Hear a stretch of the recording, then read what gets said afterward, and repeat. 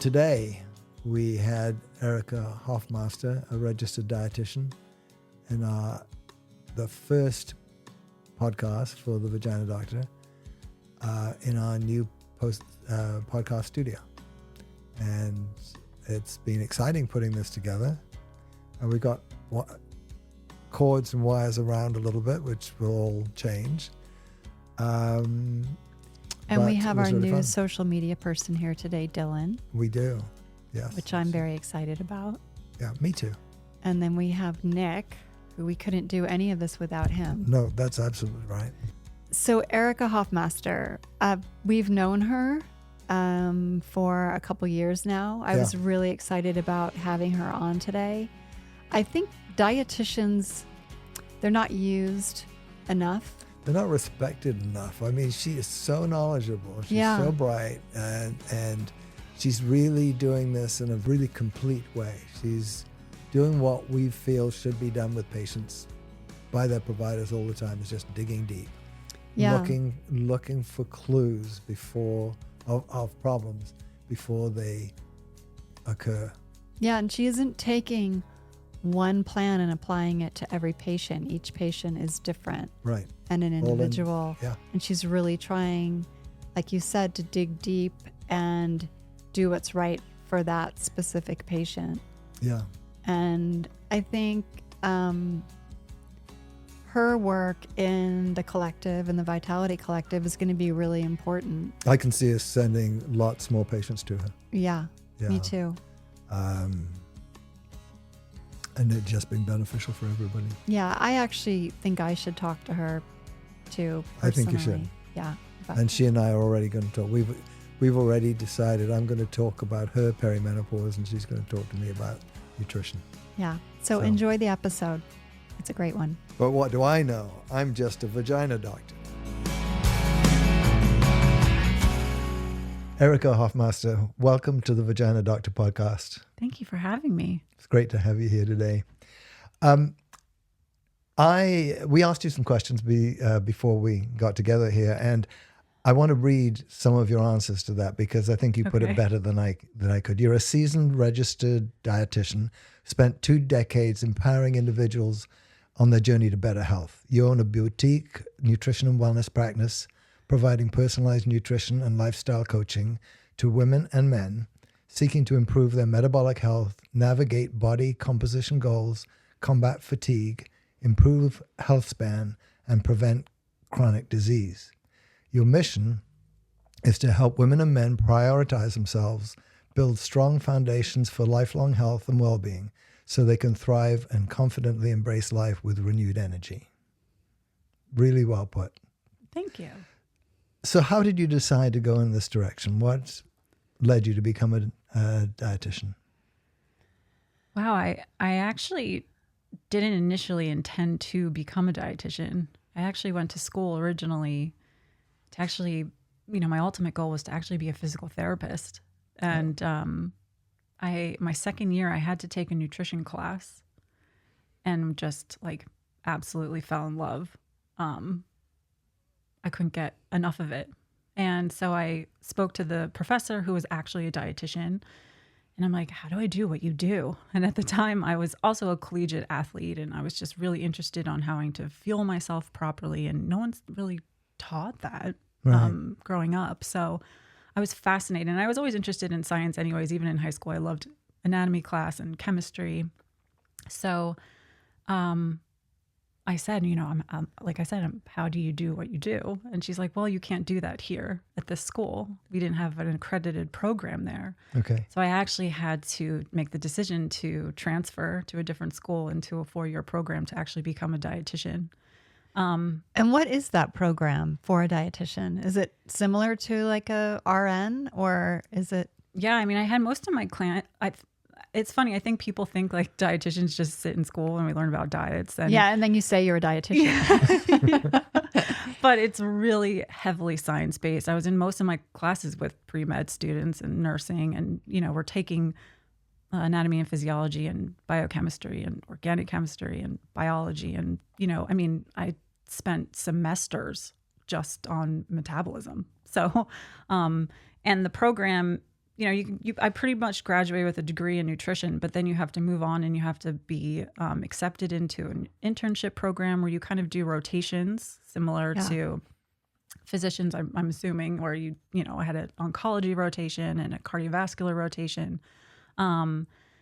And that was a year-long process, unpaid, full-time, which was fun. And then you have to sit for an exam, almost like the boards, sort of, and you pass that, and then you become a registered dietitian from there. There's very little time spent at medical school on nutrition. It's pretty sad. And so... Yeah, I heard it's about an hour, something to that effect. Maybe. Yeah. Which is crazy. Yeah, it is crazy. But then, hopefully where people are being referred to dietitians, that's hopefully what should happen. Is that how most of your clients come to you? By referral for physicians, or is it from other clients that you have? Yeah, early on in my career, it was very much physician referral, because at that time, I've been a dietitian now for 20 years. And so when I first became a dietitian, career paths for dietitians were pretty limited and insurance coverage was very limited. And so you pretty much either worked in a hospital, which is where I started. I worked in a hospital in Philadelphia as a clinical dietitian, where I'm basically working with really sick patients. And I moved to outpatient, but at the time, you had to have a physician referral to see a dietitian, and then to have it covered, you had to be still pretty sick, like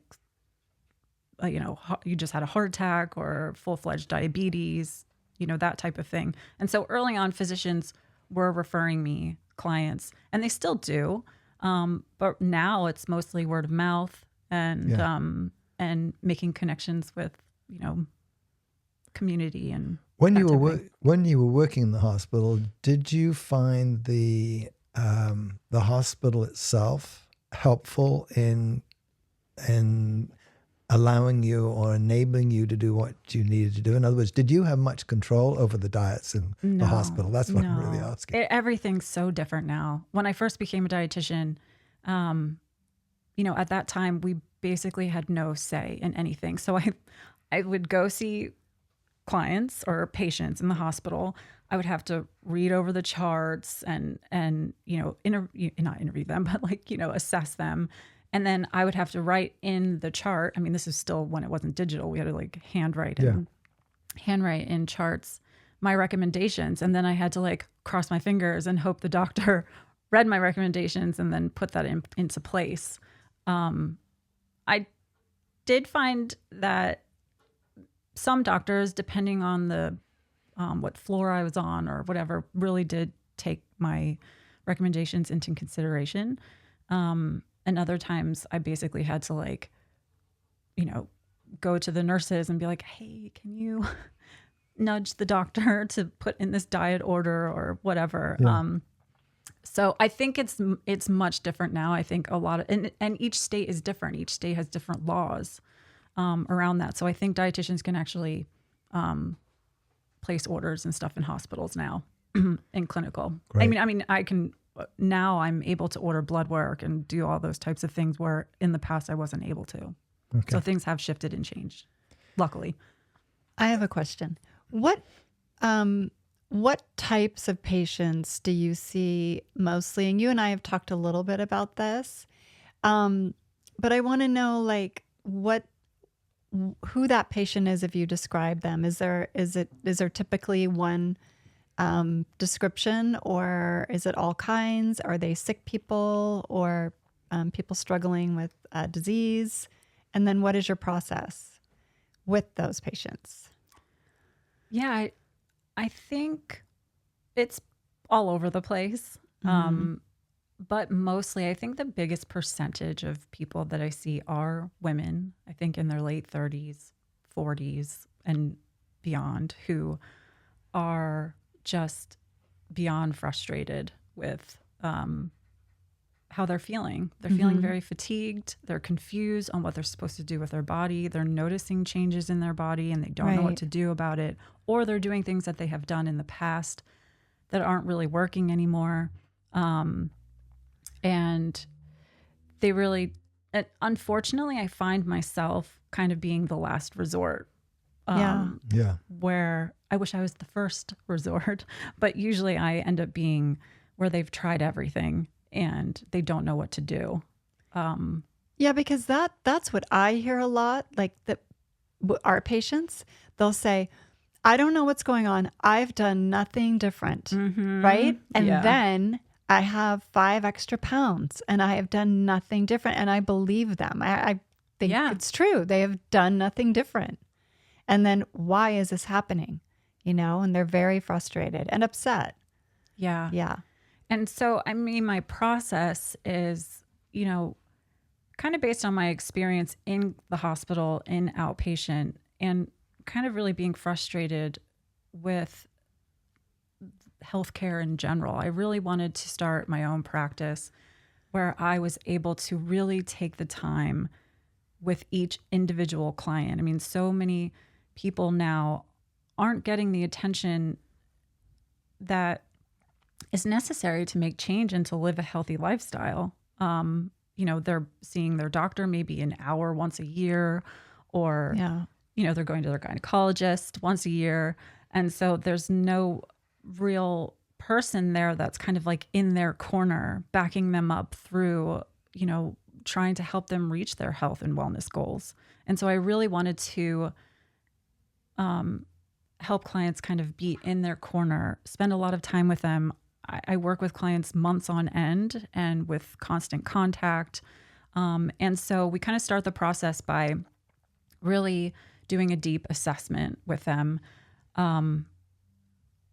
People are juggling a lot. Those women that I just mentioned have lots of things going on. They're trying to juggle a family and a career. And, maybe their doctor just gave them some news that they need to lose weight because they have, early signs of insulin resistance, or maybe their gynecologist told them that, hey, you're in perimenopause and these are some risk factors that could potentially be in your future. And, there's so many things going on. And so I like to kind of almost be a guide and a home base for clients where we can kind of pull all these things that are going on in their life. How are they sleeping? What's their diet like? What's their schedule like? What's going on in their work, their stress, all these things, and really take all this information, because it's so vital that everything, it's important to, all these things matter to making sustainable behavior change. And so taking all this information and creating a very personalized plan and strategy for someone to not only help them reach their, what I would call short-term goals. So increasing their energy, having whatever body composition goals they have, reaching those, but doing it in a way that improves metabolic health and long-term is sustainable so that it improves health span and lifespan. There's no quick fixes with, in my practice, it's all very much behavior changes that are sustainable and are helping clients reach short-term goals, but also preventing chronic disease in the future and improving longevity. What evaluations do you do other than what you've just described? Lab work? Do you do full body DEXA analysis for your clients as a baseline? I wish. Ideally, you would do Ideally, that. Okay. Yes. So I do, a lot of times clients do come to me with blood work already. Like that is the reason for seeing me, hey, these biomarkers are elevated. Yeah, or they're out of scared, whack. I bet. Yeah. And especially, I'm like, don't Google it. Don't go down the rabbit hole. But it is true. They're kind of getting told, hey, this is the issue. And then they're kind of like, we'll see you later. And, that they're left to their own devices and they don't really know what to do. So I do utilize, I do order, I typically end up requesting through their doctor more labs, or I order for them, because usually basic labs. So I'm really about prevention.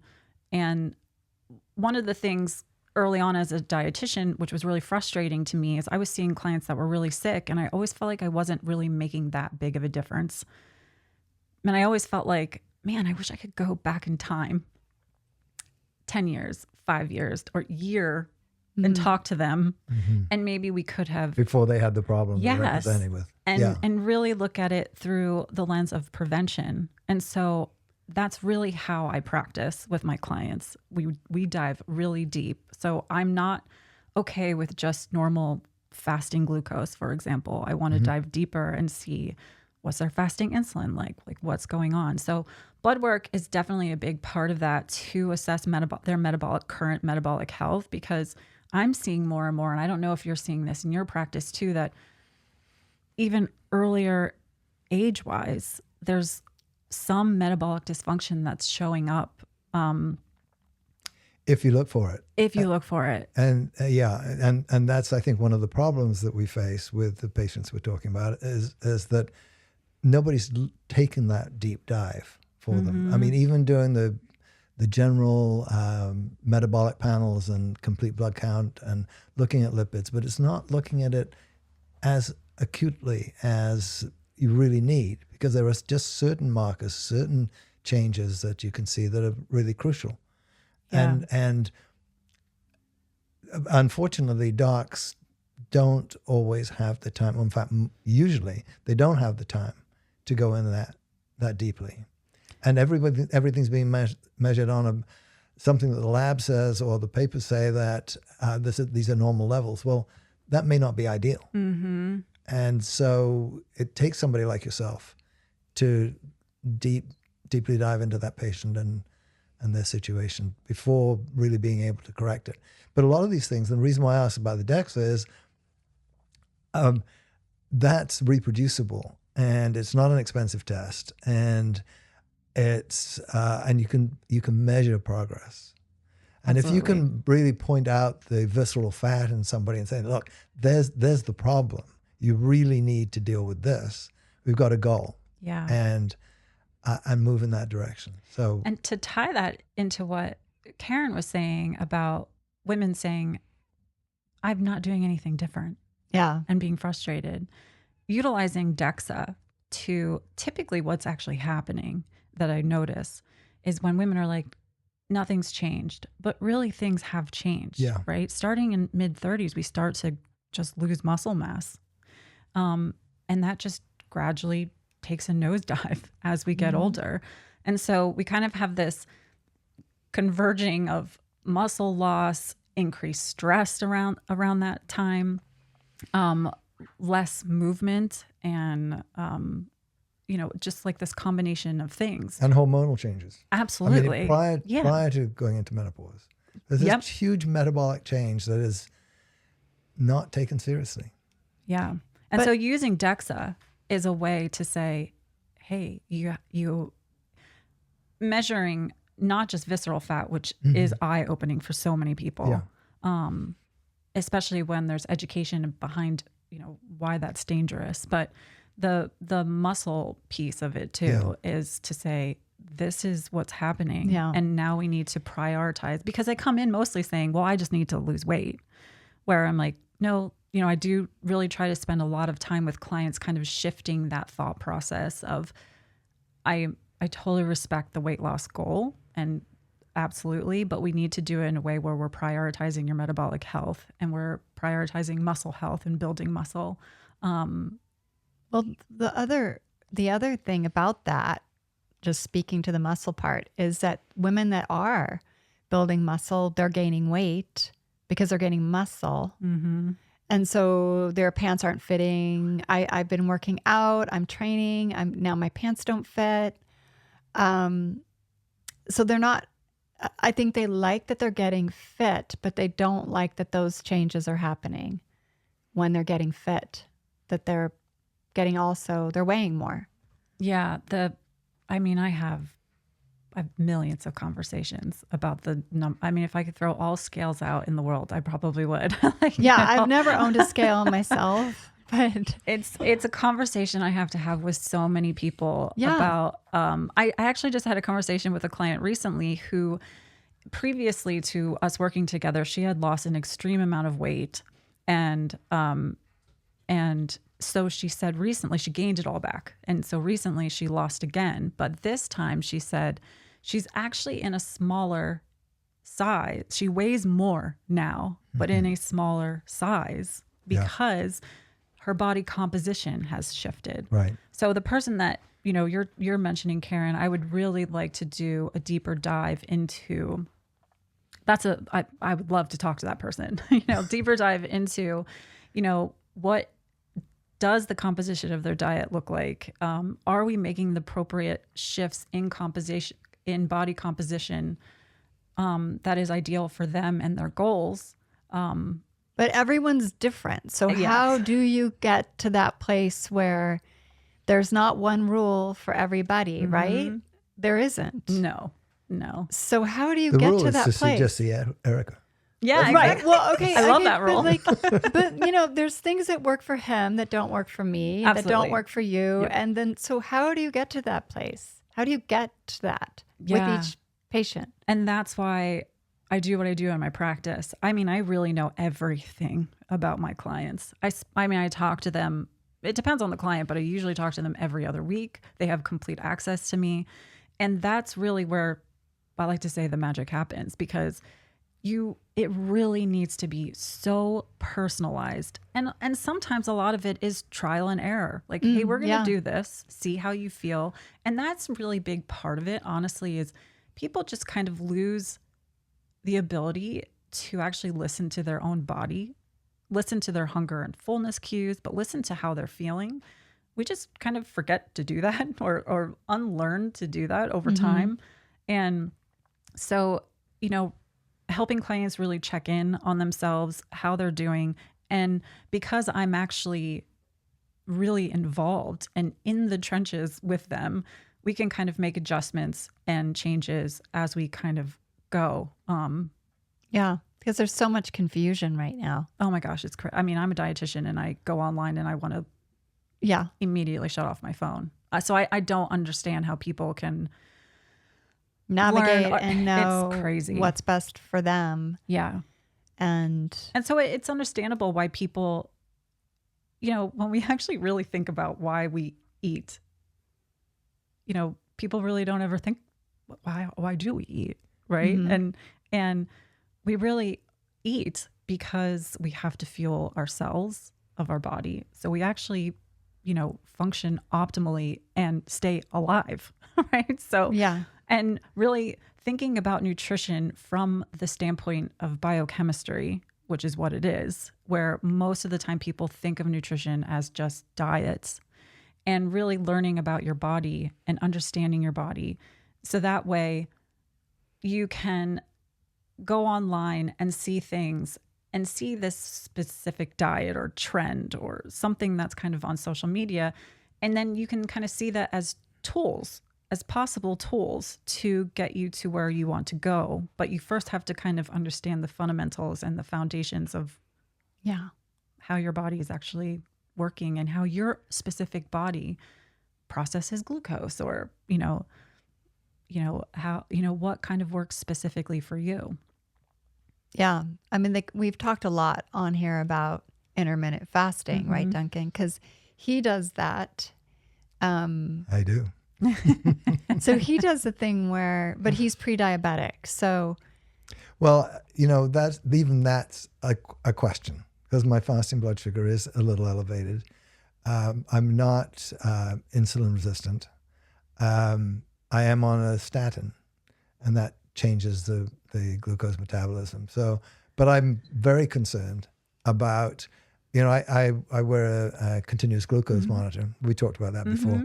And I think it's great because it actually makes me accountable for what I eat, because I can see this done the spike. But I have learned what foods I need to avoid that spike. but it's really hard sometimes to see how that is adversely affecting me, and so it's not just the fasting blood sugar, it's not just the hemoglobin A1C, it's weight, it's body composition, it's looking at all of those things that need to be done not just once, but continue to do that. And the glucose monitor has been great for me to see how I respond to certain foods. So yeah, CGMs are a fantastic tool. It's kind of controversial in dietitian circles, actually, about whether to utilize them or not in normal people who do not have diabetes. But in the right situation and with the right client, it's so unbelievably valuable. I mean, people utilize glucose in different ways and have very different glucose tolerances. yeah.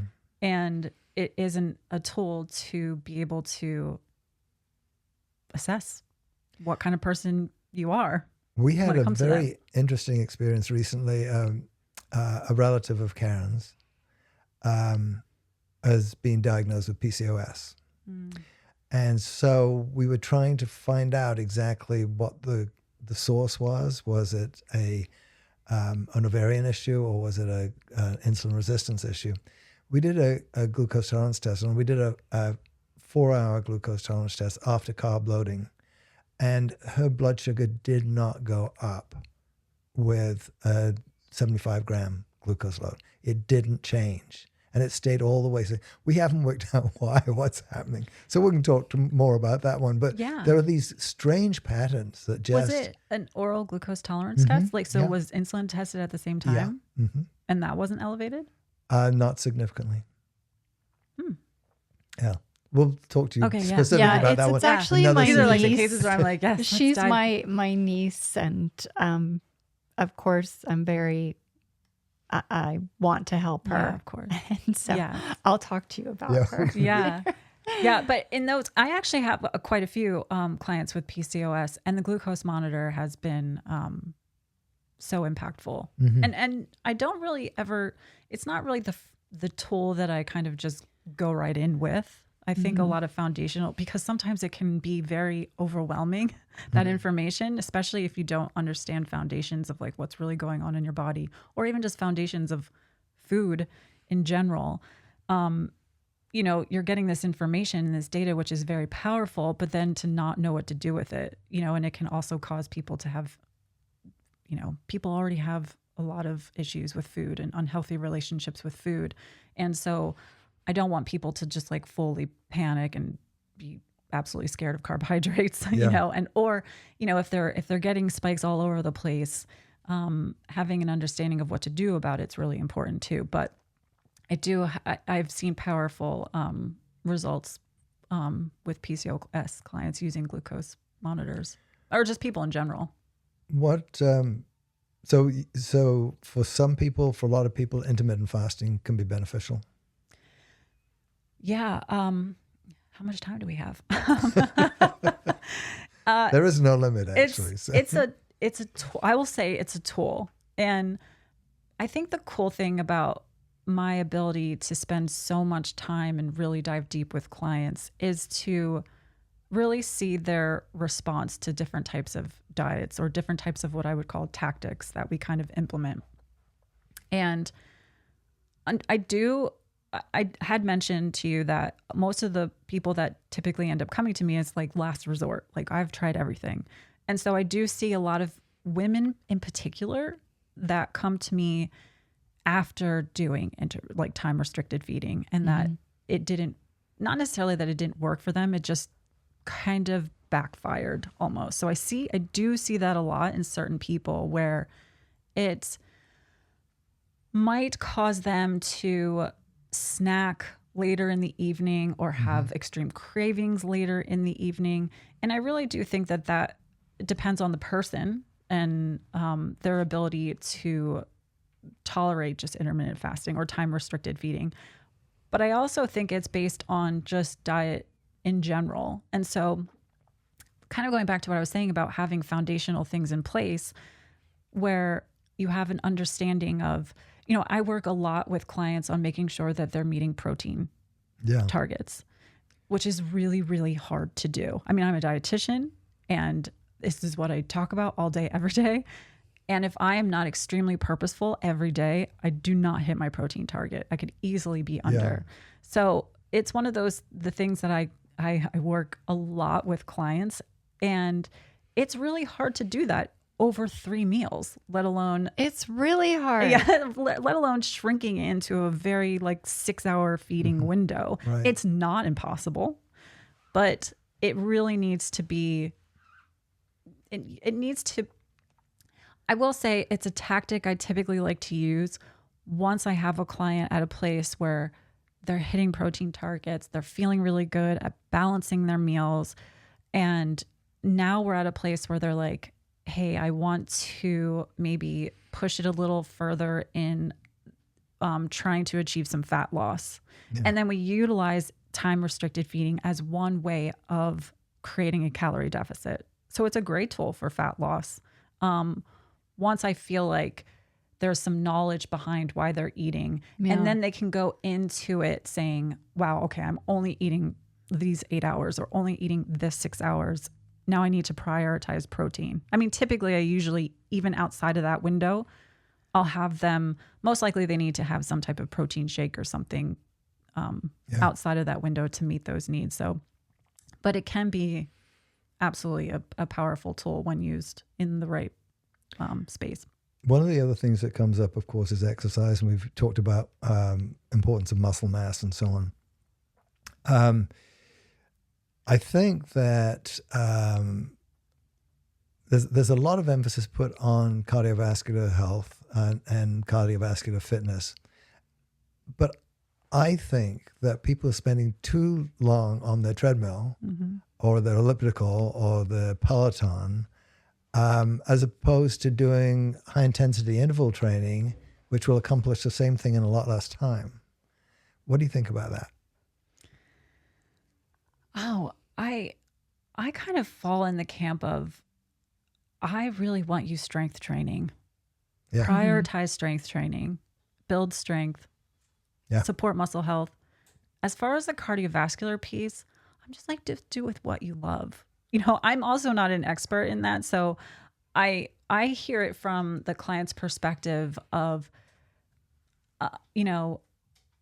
that they hate doing certain cardiovascular workouts, right?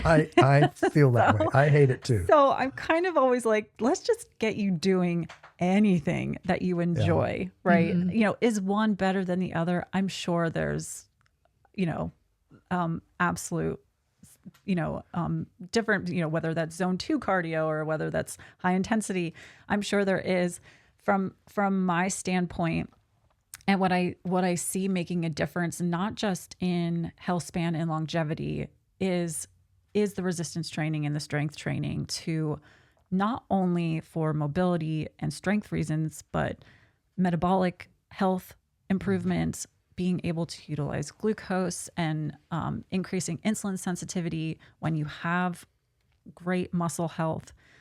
There's so many benefits to that. So I'm always like, please strength train first, and then do whatever cardio you love. Well, yeah. I mean, the point is that I hate them both. Right. And so I'm going to do one that takes the shortest time. Right. He wants to go in and power it out. Check it off his list. I'm done. But I heard you just had VO2 max tested, right? Yeah, I did. And you were... I'm doing well. So that's awesome. So I mean, I guess that brings us to the individualized approach, right? If you're doing these tests and you're meeting your goal, you're working towards a specific goal for you and what you want to achieve. I think that is and the best way to go about it. Sometimes cardio is more for your mind. It's more like, I have to clear my mind, get in a good space. So people do cardio. Yeah, I hear that often. It's mental health related. So the strength training is, I think, different. It's more of a focused workout, where you're... It's also where I struggle the most with clients, especially women who I'm like, I don't want you to be a bodybuilder, I promise. Yeah. Where they're like, I just want to look leaner. And I'm like, well, that actually when you think about being leaner, typically when you visualize that, it's usually a person that has decent muscle mass and lower fat percentage. Yeah. Which is very different than just blanket weight loss. What about testosterone for women as a supplement? Wow. I have noticed huge benefits for the women that I have spoken to that have been given testosterone. What is your experience? I agree with that. I mean, I've been using it for a long time, and patients, and I have taken, at times I've taken it myself. I've used it too. A little bit. I mean, it got really high the last time we checked it. Yeah, we wondered if that was from me though. Yeah. Oh, like because you use lotion? Yeah, a cream. Yes, but I felt really good on it when it was really high, but it affected my sleep. I was getting a little agitated at night. I started to feel that, so I went down a little bit, and I don't feel as good. Yeah, I will say. So I think, the hormone replacement is obviously not my expertise, but I will say, I feel that it's very important to have conversations with women specifically about it, because I'm still hearing women talking about just this huge fear around it. The medical profession has done a real disservice, and we do it sort of every 50 years or something. We do something really terrible, and the way we've changed our dietary recommendations is one of those, because it's all been carbs, and that's how we're going to feed the masses, and that's what's happened with the diminished health of the population as a whole. A lot of people died because of the Women's Health Initiative study who stopped taking estrogen, and their cardiovascular disease became more of an issue, and they died. And it's the general population is slow to get things on. The medical profession are even slower. And it's one of those, a pet peeve of mine is this whole idea of evidence-based medicine. Yes, that's a great idea. Theoretically, that's great. Let's be sure of what we're doing. But it takes a lot of time to get that evidence base. And we've lost all, if ever, right? Yeah. And even when we have it, it's a long time before people adopt it. And there's a lot of damage done in the meantime. It's exactly what you were saying earlier, that you want to see that patient at a month earlier, a year earlier, 10 years earlier, to prevent what they've got. And I think that one of the things that we collectively are involved with is the Vitality Collective. Medicine 3.0. And it's just this group of people, physician, a doctorate in human performance, nutritionists like yourself, somebody who does a lot of work in hormone replacement therapy, like me, a cardiologist, exercise physiologist. We're collecting this group, which is, and we've also got people that are doing some of the DEXA studies and the whole body MRIs. We're looking deeper, and it's really going to be. It is becoming a very powerful tool. And unfortunately, it takes a lot of time, and most of it's not covered by insurance. Yeah.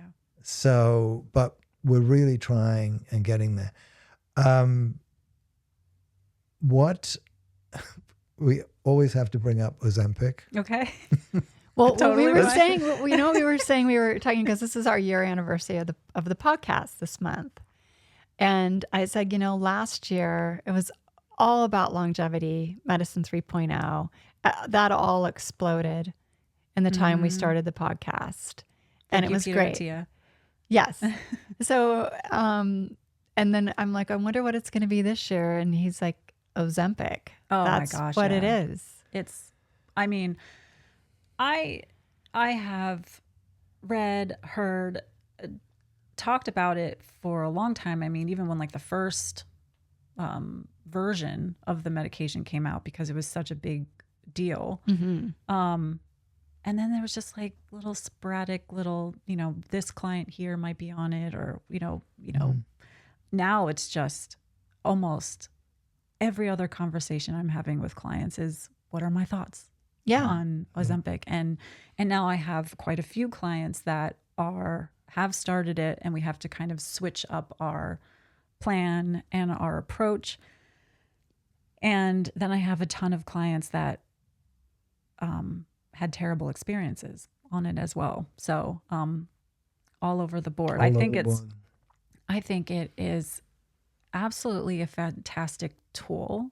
And I will say, in some cases, life-changing. And I think in a way that some of my clients have described that they're finally able to turn off the food noise. I think that that's the thing that I hear as the biggest benefit outside of just the weight loss. Yeah. Is that they're finally able to just not hear all this noise about food going on in their head all the time, and that they can actually focus on changing behavior and focusing on other aspects of health. So I think that has been really beneficial for people. But there's definitely, I mean, I have a client right now who is just trying so hard to be on this medication, and she literally has to stop eating at like 4 or 5 p.m. And then she has to go to bed sitting up, and she has to sit up until like 2 o'clock in the morning when she can lay down. Otherwise she'll stay up and throw up all night long. And oh my God. She's just so invested on taking this medication. And I mean, she's not the only one. I mean, it's kind of, you brought up being on a statin. It's kind of so funny to me that people are just like running to take this medication when there's just like, you are going to have these side effects, right? Most of the time you're going to have nausea and GI issues. That's kind of the mechanism of how these medications work. But then I have clients being like, my doctor told me to be on a statin and I'm not going to do it. Or like, wait, can we reel this in and it's, statins are sort of like hormones. Yeah. And no chemical way I'm saying. It's just the public's image of these is, and the physicians to a large extent, but all the cardiologists are so in favor of statins because they see the science and they see the results. But I mean, patients are they're determined not to take a statin, or they're determined not to have estrogen because it's bad for you. It's going to give you a heart attack. And I do work with a lot of clients who are like, my doctor's giving me 6 months to lower my cholesterol. Otherwise I have to be put on medication, or, for that reason. But I mean, what has been your experience? I know with like Ozempic or just semaglutide in general. It works. I've had honestly just a couple of patients that have had real issues with it, maybe 3, and that's less than 10%. Wow. So it's been really beneficial, but I'm hearing horror stories. And we actually later today have another podcast with an endocrinologist who's totally opposed to Ozempic. Oh, I'm going to be so excited to hear that one. Yeah. Do you know why? Not yet. Okay. We'll have to listen to that one. I'll have to listen to that one. And actually now that I think about it, I'm probably getting a lot of people who've had really bad experiences, and now they're coming to me because it didn't work, and now they're trying to find another avenue. So I don't want to say that almost every person that I talk to has had a bad experience, because that's most likely why I'm actually seeing them. And I would actually prefer people who are on it having a really good experience working with a dietitian, because weight loss can be associated with improved health, but we also want to do it in a way that is making sure that we are protecting your metabolic health moving forward. Right. And that is maintain, when you have a significant amount of weight loss, you are going to have muscle loss at the same time. And we want to absolutely prevent that. Maintaining muscle mass is crucial for optimal metabolic health moving forward. So that really does, I already mentioned how difficult it is for most people to hit protein targets. But when you're taking a medication that basically takes your appetite away, and is specifically a lot of times for protein, they're like, I don't want to eat that. It's really difficult to kind of find that balance, and having someone that can kind of guide you through that is really important. Yeah, because if that protein is so important and you can't eat it while on Ozempic, then you are going to lose the muscle mass. What do you think about people going on and off Ozempic? That kind of is very similar to people going on and off diets. And so the problem that I see typically with people starting and stopping a diet, or having some weight loss and then gaining it and then losing it and gaining it, is when you lose, kind of like I mentioned, when there's weight loss, most of the time it's fat loss and muscle loss combined. And then most people will end up gaining it back, but they're not gaining muscle back. Yeah. It's really, it's almost amplifying the fat gain. And then they do it again. And then you have more weight loss, which you're losing more muscle and more fat, but you're gaining fat back. So you're getting in this like vicious cycle of where you continuously have muscle loss and a continuation of increase of fat mass. And I think that's my fear with coming on and off this medication, is if they're kind of staying plateaued, like if they come off the medication and they're kind of staying normal. If they've changed their lifestyle enough to where they are in a healthy place with food and good relationship with food. And yeah, but if they're having significant weight loss on the medication and they weren't doing things to kind of prevent muscle loss, absolutely, like strength training and eating enough protein, and then they come off the medication and they have that weight gain again, most likely it's going to be, they're not, unless they are strength training, eating enough protein, building muscle, and they're prioritizing that, then they're going to get into that cycle that I just kind of described, where, we don't want, what can happen is, yes, we have then fat accumulating subcutaneously, so the fat that we can actually visually see and we hate. But once that fills up, which that kind of amount is very different for each person, it spills over and out into organs, and kind of what you said about visceral fat, that's visceral fat. And then it kind of infiltrates organs and muscle and your liver. And then that can lead to things like insulin resistance. And that's what we really want to avoid if we're really trying to prioritize health span, longevity, preventing chronic disease from happening. Yeah. And that's my fear with people who are gaining and losing, gaining and losing, gaining and losing. And that's typically what the pattern I see. And what will end up happening is that they do end up having some type of metabolic dysfunction. Yeah. You can see it right now on watching certain like shows where you can see the people on the show were absolutely on Ozempic for a while, and then now they're off of it. Yeah. And their waists. Yeah. I think we still have a lot to see what's going to happen. Oh, absolutely. There were studies, they did do studies where they took people off the medication, but I think they only follow them for like a year after. And there was a very dramatic increase right away once they came off and then it kind of leveled out the weight gain, but they didn't extend the study. So I don't know if they just stay plateaued or if they continue to kind of go back up to a normal weight. I think that for some clients, this is going to be what they just take forever. Yeah. And we just don't know what's going to happen. Right. No. We haven't had anybody on it no, life to see what happens. I have people saying I'm never going off of it. I'm staying on this forever. I'm never going off of it. And so they like it so much. They like the way they feel. They just are. Yeah, the fact that they just don't have cravings or appetite or sometimes it's helping with other medical issues they're having. Like this one friend of mine had like an autoimmune inflammatory vascular disease, and she's been struggling with it for 6 years. She went on Ozempic to lose weight, and that whole condition is cleared up. Yeah. So I think we're going to find, even in my practice, I've noticed people's response different if they have some type of,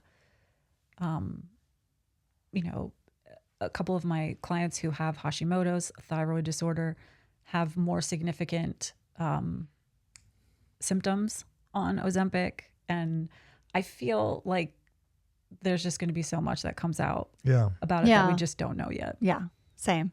Yeah. Probably a big part in the past that you've had to deal with patients are supplements. Mm-hmm. Mixed bag, literally. What's your thought? Do you look hard at people's vitamin levels to see if they need supplements, or are there other clues that you use, or are you basically a specifically recommend things, or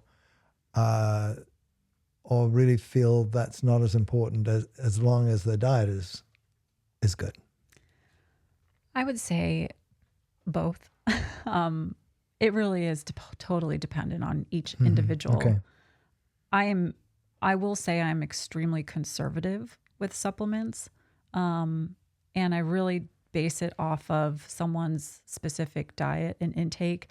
I mean, even when I start working with somebody, we're not making like huge drastic changes right away. And so if I see that, in the beginning, there can be some holes in their diet that we need to kind of supplement for maybe a short period of time until we kind of get their diet to a place where they're meeting those needs. I do look at a lot of testing. I do use a company called Omega Quant to test omega-3 levels. I don't think I've had one client yet that has had normal levels of omega-3 levels. Wow. So most clients end up on some type of omega-3 supplement. Including you. Including me, because I do not eat seafood. So, yeah. And well, how much seafood do you have to eat to really check that box of omega? God, I mean, is it? It's actually, it's that, I don't know if you're familiar with this test. No, I'm not. The science, this wonderful scientist started this company, and it's just an at-home test that you get shipped. The company's called Omega Quant, and you just prick your finger and then you mail it, and then you tell you should have a percentage of 8 or above, and I haven't had one single person be at that level yet. And I, being a dietitian, I was like, well, I'm getting plant-based sources of omega-3, so I'm totally on point. And I originally took the test a couple of years ago, and I was at like a 3 or something. It was like so crazy. Oh, wow. Because now I want to take the test. Yeah, I'll send you guys the information. It's so eye-opening. But but there's also genetic. This is kind of going back to your question, is that everybody is so different, and using the omega-3 as an example, you can get tons of plant-based versions, but if you're genetically not basically designed to take that and turn it into EPA and DHA that is typically in fish or fish oil supplements. That's kind of basically what my body essentially told me when I took the test. Like, you're giving us all the plant-based, but we're not converting it into the, what's actually usable in the body. And that's very similar with supplements too, where you have to be really careful with certain types of multivitamins. There are certain nutrients that are in certain forms that need to be basically, not to get like super nerdy on here, but that need to be changed in the body to its active form. And a lot of people genetically can't do that. So I do use a lot of testing to determine supplements. Like I kind of mentioned, almost everybody ends up on omega-3 supplements because I honestly I've had someone like so close. But outside of that, protein supplements I do consider that a supplement. Yeah. Protein powders, especially if you are a vegetarian or not eating. Most of your protein sources are plant-based protein Do you have a sources. favorite that you like to recommend people? Protein powder? Mm-hmm. I use a company called Outwork. But I'm also really lame and I like plain, just unflavored protein powder that I can put it in to things. There's a couple other companies. I have a list that I can definitely share with you. Okay, great. Of people. I typically take what protein powders I'm noticing clients raving about, like, because I don't really like flavored ones. So I really can't give personal information. So I kind of look at the ingredients. I make sure things are okay. And then I create a list and then I just send them out to clients. Like there's this new one that I've been sending to everybody. I'm so sorry, I cannot think of what the name is, but it's like a coffee flavored one that clients are like raving about because then they just have it in the morning. Oh, wow. And there's actually caffeine in it. So that's just what they kind of supplement their coffee instead with that. And so that's been like all the rage right now. Send me that. I get nauseous sometimes when I do protein powder. Like I really feel nauseous after. Is it whey protein? Mm-hmm. How do you, the same thing with I try to plant-based? do what he does with his whey protein powder and I get really nauseous. So Are you dairy intolerant? No. No, and I've done it in not dairy too. I just get nauseous from whey. I don't know why. Yeah. What about like other types of? I haven't played around with it. I know it gets really expensive. It is one of the, unfortunately, it is one of those things where it's such a personal thing. People like this one, this chocolate's better than this chocolate, or this vanilla is better than this. And so it becomes kind of expensive to test out because it's not cheap. I tried the chocolate and the vanilla, Duncan. Oh, you did? Mm-hmm. Okay. I mean, but other supplements that I'm finding myself recommending, I would say vitamin D. Yeah. Magnesium is one. And that one's one that is usually very deficient in people's diets and the ability for people to absorb a lot from their food is low. It's low. So that's another one that I'm okay supplementing too, that I find that I'm having people supplement with often. You had mentioned that occasionally the client that will come to you and say, my doctor's given me 6 months to get my cholesterol down. That doesn't make sense to me in lots of ways. But the question that I have for you out of it, and something that I learned recently was, I've been saying for a long time, because I heard this, I read this, I liked it actually. So you kind of grab things that you want to live with. It was that dietary cholesterol is not important. In fact, well, it's not important in terms of your cholesterol levels in your body. It's very important in terms of making hormones and doing the rest of it. Yeah. But the studies that showed that cholesterol was that oral cholesterol from food was causing atherosclerotic heart disease was all done in rabbits.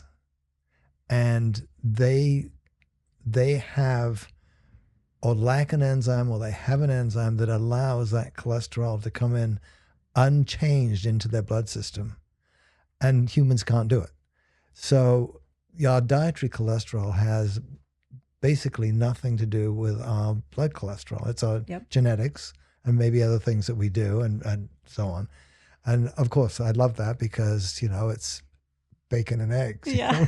Yeah. I mean, this ties, so much together because when we talk about things being so individualized, and it has to be, and kind of what you were saying about science-based, it's nutrition science is tricky and it's really hard to study. I don't think people fully grasp, like we can't just take people at birth and put them on diets and then just put them in a metabolic ward and just follow them their whole life, right? Yeah. And see what happens. Like, right.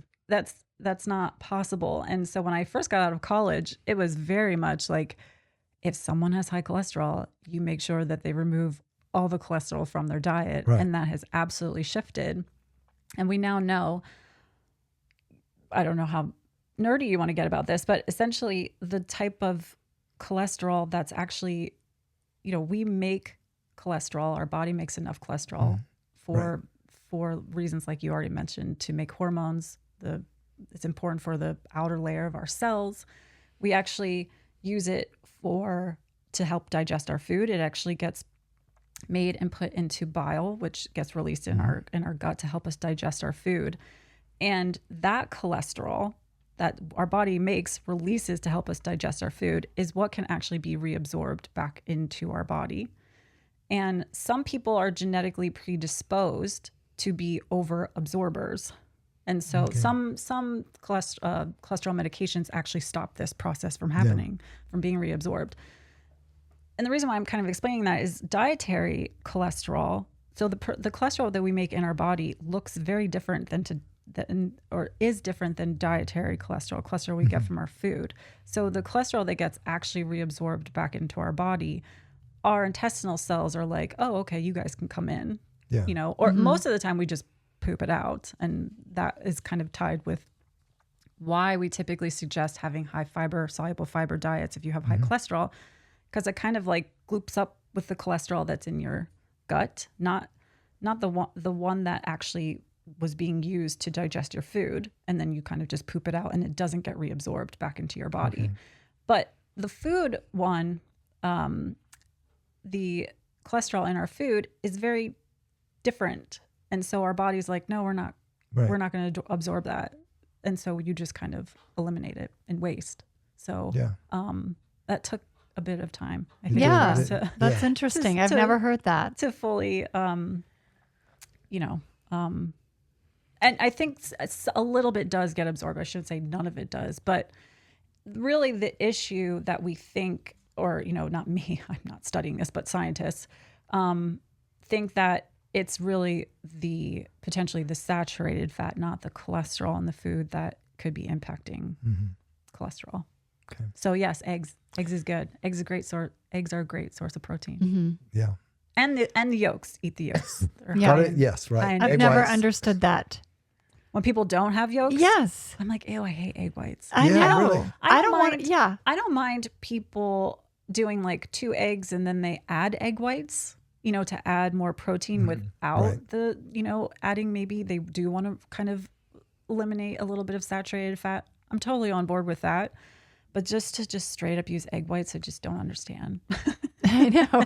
I mean, from a taste perspective, I understand. Taste, I understand. But from a taste perspective, it's fine in a cocktail. Yeah. Oh, I can't do that. I can't. It looks fantastic, but I can't. I was recently there's an 8-hour course that physicians who are DEA registered, who have the ability to write narcotic control drugs and so on. We all have to pass this test, do the course and the test when we renew our DEA license. And so I was doing that recently.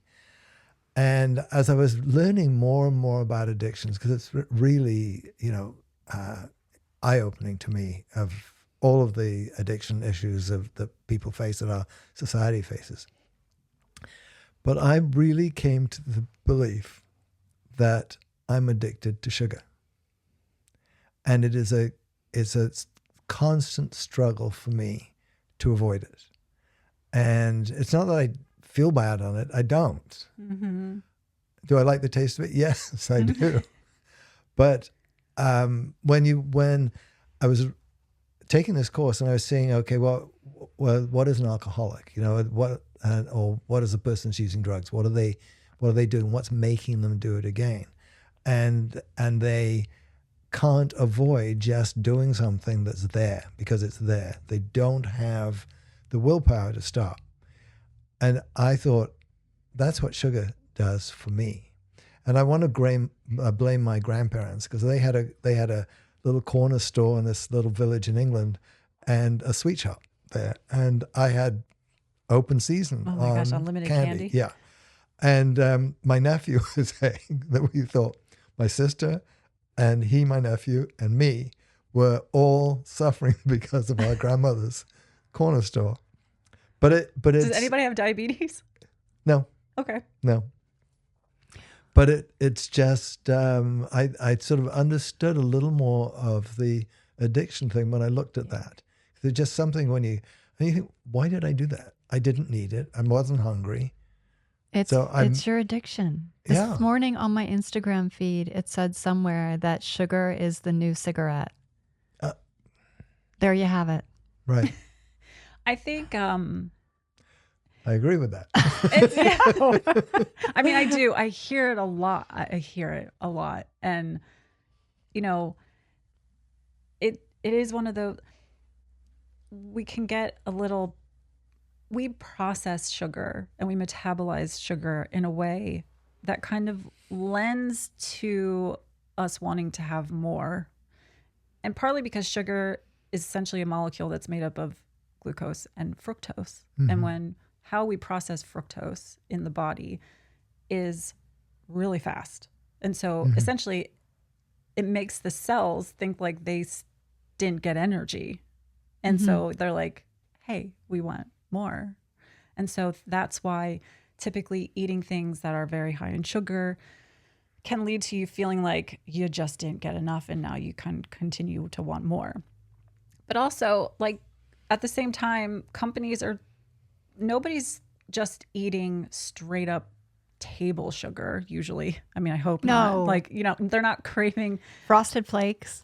Yeah. So, we have to think about it from the perspective of also we're having like mad scientists that are making these foods and candy and cookies and ice cream that are specifically designed to addict. Yeah. And create this Make reward response. Yeah. And it's unfortunate because now we're in an environment where it's just so readily available. Oh, yeah. And people, and I really do, I spend a lot of time with clients figuring out like what type of person are they? Are you like some people, I'm one of them. I'm not actually a sugary person. I don't like cakes and cookies and desserts, but I am a French fry, chips. I will eat a bag of chips. Like, yeah. That's my kind of addiction, where to the point where I have to kind of recognize, okay, I should not have that in the house. Yeah. And so working with clients on that, on what are things, because our environment matters. And I think that's playing a huge role in obesity right now, because like, look at our environment, like the grocery stores, you can't go anywhere with things being at the checkout line. Ready-made food too. Yeah. And so you have to think about it from your household too. So if you are the person that can kind of just take a bite of something and then that was good enough and you can keep it in your house and have it whenever you want, and some people can do that. And then some people really need things to not be visually there all the time too. But it is a balance because you don't want to restrict it either. Right. And so kind of working through that with clients on what happens when you do, and do you feel like, a lot of people kind of get into what I call like an F-it phase where they're just like, well, yeah, I'm just going to eat a bag the next week, month. Yeah. I already ruined it. And so that takes some work to kind of work through that too, of changing that mentality of, life's stuff happens. I eat an entire bag of chips. And then, how do you move on from that? But what works for you, not having it in the house? Yeah. Yeah. I can have everything in the house and I don't ever think about it. And maybe I'll have a bite or I'm not. Right. Yeah. I mean, it actually matters whether the packet is opened or not.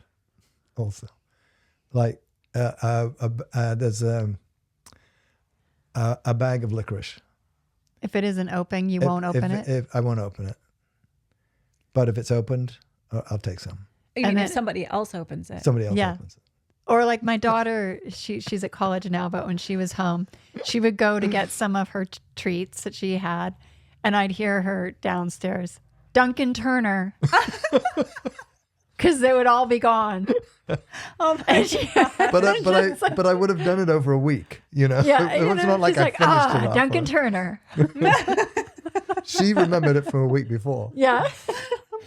Yeah. It's funny. Well, But it's also your response to it too, you know, like that's what I love. I love educating people and what's actually happening to their body when they do eat those things. And how can we just, you know, either take efforts to either one, you just are like, well, I enjoy that in the moment. I loved it. Yeah. And I'll just move on from that. You know, Exactly. that actually that is a skill and takes time. That's what I do when I do something. But also, you know, there are times where I want those things. I want to have a big bowl of pasta, you know, and then I have to think about, okay, what's actually going on in my body? And, you know, in those instances, I'm like, okay, well, I know I'm going to get, and you are a CGM, so I'm sure you can see the response of when you do those things. And so it's like, okay, how can I blunt that spike? You know, so can I get in movement after? And it doesn't have to be like crazy movement. I mean, you can literally just go for a walk. And so there are things and there's tools that you can utilize and use once you have this like core foundational knowledge about food and how it, how your body uses it. Then you can kind so of. are you suggesting that before I do a high intensity interval training class, that they go and have a bag of chips first, or a cookie, or whatever it is, the licorice. And that can be my, okay, that's going to get me in there, because if I eat this, I've got to do that. And I've got to do that anyway. So I'm going to eat this anyway. Whatever gets you working out. Yeah, really. Yeah. It's really good. I mean, well, it is kind of interesting. We definitely want your workouts to be fueled. I mean, so many people are like, I'm going to go fasted, which is totally doable. But, you know, if you're going to actually go and work out or strength train, like I want you to go and kick butt, you know, really actually go in thinking you're going to improve performance, because we want you to build muscle. We want you to almost see yourself as an athlete. I want to continually improve, and you need to fuel yourself properly to do that. So thinking about food in the not that I want you to eat I'm not saying I want you to eat a bag of candy before you go work out, but you know, when you think about, like, our body doesn't know it's getting candy. It's just thinking it's getting glucose, which is our main source of fuel in our body. So looking at food from that perspective and you know, just bringing up the example you did about working out, like it could be if you want to have candy, that you work it around workouts or have the donut blunt before that, I work. Just a donut to blunt that spike in blood sugar and to continue, you know, working on and keeping good metabolic health. So when we asked you to come on the podcast, one of the questions you were asked is how would people describe you? And I think you've answered this very well, because you answered it and you've shown it to us, which is nerdy. Yeah. Yes. Silly, loyal, and passionate about helping others. So you clearly are that. But you have a fun fact to tell us. A fun fact about you. Which one? Driving. Oh, yes. I've made many trips across the country, driven across the country. But the first time I did it, I decided to do it by myself. I just dropped everything and got in my car and started driving across the country with no plan. And all I knew is I wanted to drive down the coast, the Pacific coast. And so I just stopped at cities and towns by myself, and I was gone for like a month. It was just spectacular. And then I did it one time across the country with my dad. I drove home because I grew up in Pennsylvania, and my whole entire family's still there. So I drove home, and my dad was like, "Hey, why don't I come with you?" And so that was such. Wow, that's so great. Yeah, it was. We never really had that kind of one-on-one time together, and it was just the two of us, and it was just so amazing. You know, a lot of people, I mean, it sounds very attractive, adventurous to drive across the country. And I think most people, they start to do it, and by day 2, they've had enough. And then, you've done it 9 times. Yeah. Right. I love it. I just feel like I just zone out I just feel like it's meditative. Our country is insanely beautiful. And I just love I don't know, just seeing different states and meeting different people and just showing up at different cities. It's just, I think everyone should do it at least once. Do you have some good stops on the journey? I love just the Pacific, just driving down the Pacific coast is just unbelievably gorgeous. Yeah. Actually, specifically Oregon, the coast, like Cannon Beach and, is unbelievable. But, I don't want to sound touristy, but the Grand Canyon was one of those things where like I wasn't even going to do it because I was like, oh, it's just a tourist Yeah, I've thing. seen pictures. Oh my gosh. I really thought over. I really thought I was just gonna be like, oh, okay, I saw it, I'll check it off. But it like is, I mean, it took when I first saw it, I was like that's not real. It's like it's just not real. Yeah. And it almost took my breath away. It was such a moving, powerful experience. So I do suggest that. But I also was by myself and I kind of did it it was a journey. Yeah. It was kind of like a eat, pray, love kind of. Yeah. That's great. I love it. Trip. Yeah. Where I had lots of things to process and think about. And so it was magical, but, any cities really. I love Chicago. That was a great stop. Yeah. That's so great. 9 times. Thanks very much for joining us today. Thank you so much for having me. It was wonderful. Lots to work together on here, I think, Duncan. Yeah, absolutely. Yeah.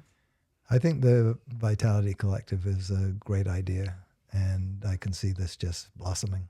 Yeah, I'm so excited. Yeah. And I definitely want to talk to you too about more of the kind of what we said on the phone the other day about the perimenopause, menopause, and hormones and how I can support clients. And, we're really talking more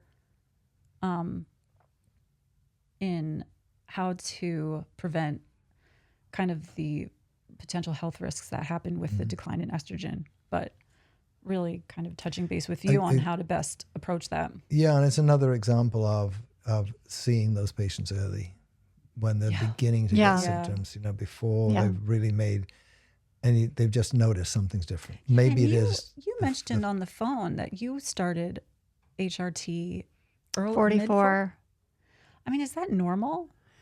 It's normal to have symptoms. I mean, I really should be having this conversation with you. Well, I mean, it's like interesting because I had a patient come through over the weekend, and I emailed her right back, and she's like, "Thanks for getting back to me. I am having little shifts, but my whole thing is preventative medicine, and I want to do everything I can right now." And she's 44, and I wrote back and said, "Perfect timing." I mean, I have doctors that are like, I literally have clients that have regular cholesterol levels 1 year, and then the next year going through this transition, they're out of whack. It's, I think being an early adopter, you escape some of the usual suspects like skin, hair, belly fat, and hot flashes. So I believe that everyone should be an early adopter, and then people don't focus enough on perimenopause. No. That's my opinion on it. I'll tell you that talking with the women that are in my practice, they don't even know what perimenopause is. Yeah. And so they're like, what? Like, they just think, oh, it's just menopause. And I'm like, no, like, this whole transition. And so just the education piece is crucial. You go through it seamlessly if you start. I mean, I just did a little stagnant dose of creams, and I don't know. If I look at my friends that didn't do anything, there's a big difference in all those things I just mentioned. So yeah. And that ties back to, I mean, I have clients that actually have come to me, and one of their goals was to balance their hormones. Like they wanted me to help them balance their hormones. And I'm like, you are in perimenopause. That's just like hormonal chaos right now. It's chaotic. It's really hard to manage that. And so it's got to be recognized, and it can be blunted. It can be adapted. But she's just deathly afraid of hormones because of, study. No need. Yeah. No need to be afraid. People have risk factors, yes, for sure, but most people don't. Yeah. So I definitely want to chat more about that. Good. Okay, great. It's a wrap. That's a wrap.